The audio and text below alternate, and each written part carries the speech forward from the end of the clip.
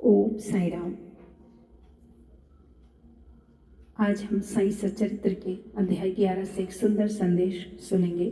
कहा जाता है कि जब भक्त सच्चे मन से साईं को पुकारता है तो बाबा उसकी पुकार अवश्य सुनते हैं। साईं केवल शरीर नहीं थे, वे करुणा, प्रेम और विश्वास का साक्षात स्वरूप थे।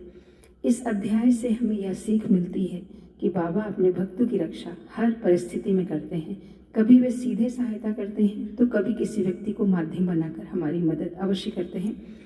बाबा कहते थे, जो मुझे प्रेम से याद करता है मैं उसके साथ अवश्य रहता हूँ। बाबा के इसी सुंदर संदेश की प्यारी सी कथा अध्याय 11 से बाबा के तत्व नियंत्रण की 2 घटनाओं के उल्लेख के साथ ही अध्याय समाप्त होता है। तो पहली घटना आप सबके सम्मुख। एक बार संध्या समय शिरडी में भयानक झंझावात आया। आकाश में घने और काले बादल छाए हुए थे। पवन झकोर रहा था, बादल गरज रहे थे और बिजली चमक रही थी। मूसलाधार वर्षा प्रारंभ हो गई। जहाँ देखो वहाँ जल ही जल दृष्टिगोचर होने लगा। सब पशु पक्षी और शिरडीवासी अधिक भयभीत होकर मस्जिद में एकत्रित हुए।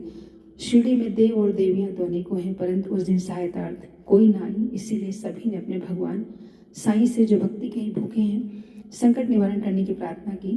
बाबा को भी दया आ गई। वे बाहर निकल आए। मस्जिद के समीप खड़े होकर उन्होंने बादलों की ओर दृष्टि कर गरजते हुए शब्दों में कहा, बस शांत हो जाओ।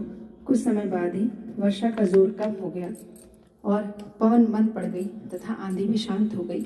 आकाश में चंद्रदेव उदित हो गए तथा सब लोग अति प्रसन्न होकर अपने अपने घर को लौट आए। इसीलिए जीवन में कैसी भी कठिनाई आए, श्रद्धा और सबूरी का दामन मत छोड़िए। साईं पर विश्वास रखिए, क्योंकि उनकी कृपा का मार्ग भले ही दिखाई ना दे, लेकिन वो कभी रुकता नहीं है। तो बोलिए सच्चिदानंद सद्गुरु साईनाथ महाराज की जय। ओम साई राम।